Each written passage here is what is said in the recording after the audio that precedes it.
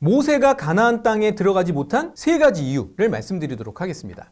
이스라엘 백성이 물이 없다고 원망하자 하나님께서 모세에게 말씀하십니다.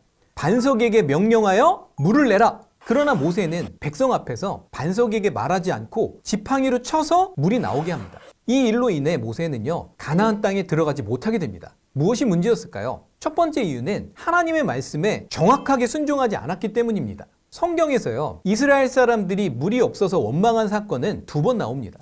출애굽기 17장을 보면 광야 생활 초반에 하나님이 반석을 치라고 하셨고 모세가 순종해서 문제가 없었습니다. 그러나 민수기 20장에서는 광야 40년 후 하나님이 반석에게 말하라고 하셨지만 모세는 순종하지 않아서 문제가 생깁니다. 왜 처음에는 치라, 두 번째는 말하라고 하셨을까요? 고린도전서 10장 4절을 보면요, 그 반석은 곧 그리스도시라. 즉 반석은요, 예수 그리스도를 상징합니다. 반석을 친다는 것은 예수님의 십자가 사건을 의미합니다. 단 한 번의 십자가 사건으로 생명의 길이 열렸습니다. 그래서 두 번째에는요, 더 이상 반석을 치라가 아니라 반석에게 말하라 라고 하셨던 것입니다. 그런데 모세는 다시 반석을 쳤습니다. 이거는요, 복음을 온전히 드러내지 못한 행동이었습니다.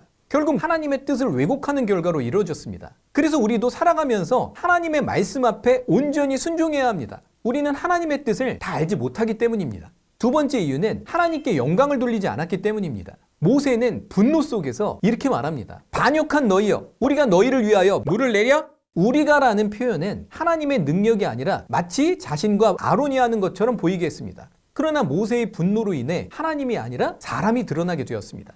세 번째 이유는 지도자로서의 책임 때문입니다. 모세는 한 개인이 아니라 이스라엘을 이끄는 지도자였습니다. 지도자의 행동 하나가 사람들로 하여금 하나님을 오해하게 할 수 있습니다. 그렇기 때문에 더 높은 기준이 적용되었습니다. 불순종 하나가 모세 인생의 마지막을 바꿨습니다. 하나님은 능력보다 순종을 더 중요하게 보십니다. 왜 하나님은 모세에게 이렇게까지 엄격하셨을까요? 여러분, 모세는요, 누구보다 하나님을 가까이에서 경험한 사람이었습니다. 하나님께서 모세와 친구처럼 대화하셨다고 기록되어 있습니다.